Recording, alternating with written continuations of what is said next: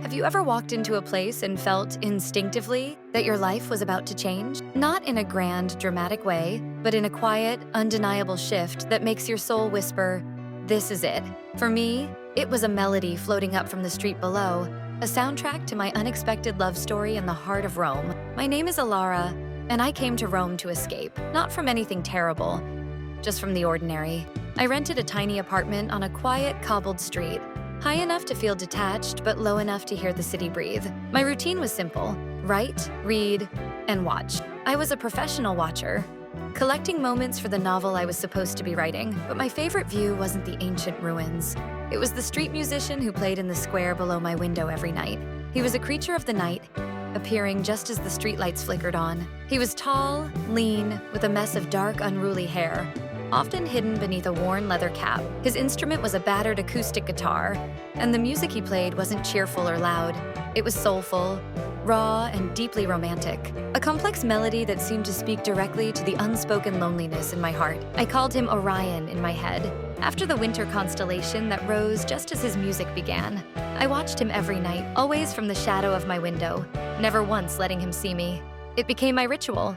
I would sit in the darkness, sipping cheap wine, letting his music wash over me, feeling a strange, intoxicating intimacy with this man I had never met. His music was the only thing that felt real and alive in my carefully constructed solitude. One cold, drizzly evening, the cafe where he usually played was deserted. Orion pulled his collar up against the rain, his fingers moving slower on the strings. His music was tinged with a deep, visible melancholy. That night, I couldn't just watch. Something compelled me. I grabbed my thick wool coat, slipped my key into my pocket, and raced down the winding staircase. When I reached the cobblestone square, the rain had stopped, and Orion was carefully packing his guitar. He looked tired, vulnerable. I walked over, my heart hammering against my ribs, feeling suddenly awkward and exposed. "That was beautiful," I said, my voice barely a whisper in the echoing square. He looked up, startled. His eyes, a deep, luminous brown, met mine. They were warm, but held a hint of guarded sadness. "Thank you," he replied, his voice a low, gravelly sound that resonated in the quiet night. "You must be new here. I haven't seen you around." "I live just above." I gestured vaguely toward my apartment building. "I listen every night." A genuine, slow smile spread across his face, and it instantly brightened the entire damp square. It was a smile that promised warmth and adventure. "I'm Matteo," he said, extending a hand, his fingers long and calloused. "Elara," I managed, suddenly forgetting the dozens of witty lines I had rehearsed in my head. "Elara," he repeated, the sound of my name on his lips like a new, perfect chord. "You just heard my best material, the one that pays for the next day's coffee." We talked for an hour right there, standing in the cold air. He told me he was from Naples, that he played only his own songs, and that he lived for the nights when the music felt like flying.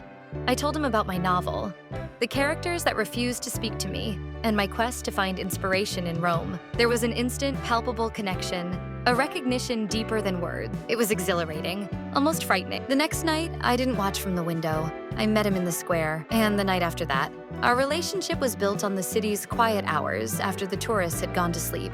We would sit on the fountain's edge, sharing cheap cigarettes and expensive dreams. Matteo had a raw, intense way of seeing things. He would look at me, truly look at me, with an intensity that made me feel entirely exposed, but also utterly safe. "Your eyes hold 1,000 unfinished stories, Elara," he once murmured, tracing a line on my palm. "I want to hear every single one." We never touched, not beyond a casual brush of hands, but the tension between us was a living thing. A high-pitched note held just before the break. He would play a song just for me.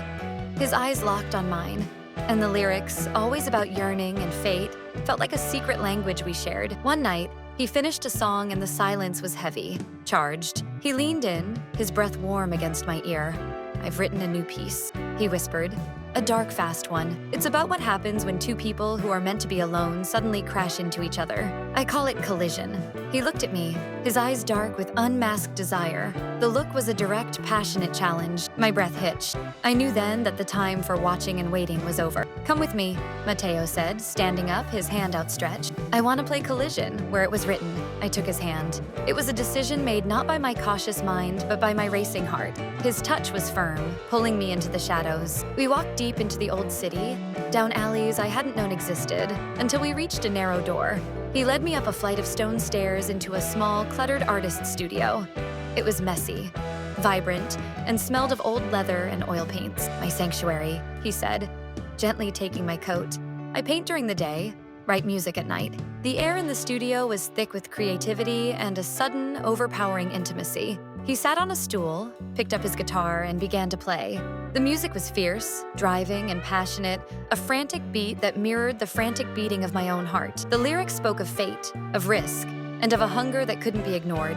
He sang about a girl whose eyes were like deep, unknown oceans, and I knew every word was meant for me. When the song ended, he didn't move.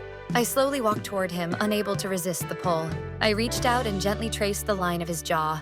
"That song," I breathed, "it feels dangerous." His eyes darkened. He reached up, his large, warm hand wrapping around my wrist. He pulled my hand to his lips and kissed the inside of my palm. A long, deliberate, sensual contact. "Danger is only a thrill when you know the reward is worth the risk, Elara," he murmured. He stood up then, the guitar falling gently from his lap onto the stool. There was no distance left between us. His presence was overwhelming. His scent, wood smoke, and coffee, intoxicating. He ran his fingers through my hair, gently tilting my head back. "I've spent weeks dreaming of this moment," he confessed, his voice husky. "The way you watch me from your window, I can feel your gaze. It's been driving me insane." His mouth finally found mine. It wasn't the tentative, shy kiss I expected. It was deep, searching, and hungry. A release of weeks of pent-up tension and shared longing.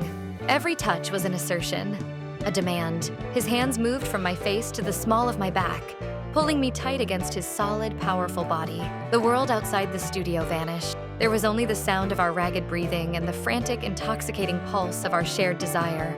We stumbled backward until my back hit the cool plaster of the wall. He pressed his body against mine, his lips trailing fire down my neck. "Tell me you feel this, Elara," he whispered against my skin, his words a desperate plea.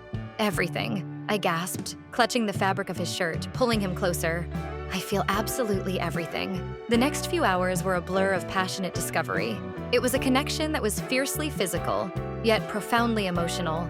Every touch, every kiss, every word was a confirmation that this was the love I had been unknowingly searching for in my solitude. It was raw, honest, and completely consuming.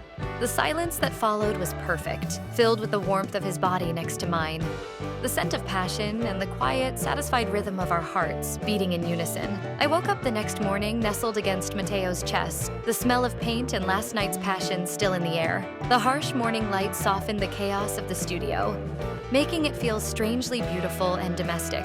I looked at the dark-haired musician sleeping next to me, his arm protectively draped over me, and a profound sense of peace settled in my soul. He woke slowly, his eyes finding mine. The love in his gaze was clear, vulnerable, and real. "Good morning, my watcher," he murmured, his voice still thick with sleep. "Good morning, my melody," I replied, tracing the scar above his eyebrow. We talked about everything and nothing. He told me he hadn't believed in fate until he saw the light from my window every night, believing it was a beacon guiding him. I confessed that his music had been the only language I wanted to understand. "I'm not going to run away this time, Elara," he said, his expression serious. "My life is messy. My dreams are difficult, but I want you in the middle of it all. I want to wake up to you. I want to play my songs for you." "Then don't stop playing," I said, leaning in for a long, tender kiss. "Don't stop writing our song." We walked out of the studio hand in hand, two souls who had stumbled into each other in the shadows, now ready to face the Roman sunlight together, their unexpected love story finally beginning its beautiful, passionate harmony. This was Elara and Mateo's symphony, a raw, unforgettable journey of unexpected passion. If their melody resonated with your heart, and if you believe in the power of a love that finds you in the most surprising ways, then I invite you to join our growing community. Please subscribe to this channel and ring the notification bell. Your support helps me bring more such deeply felt, romantic, and soul-stirring true stories to life. Let's continue to explore the beautiful complexities of love together. Thank you for listening.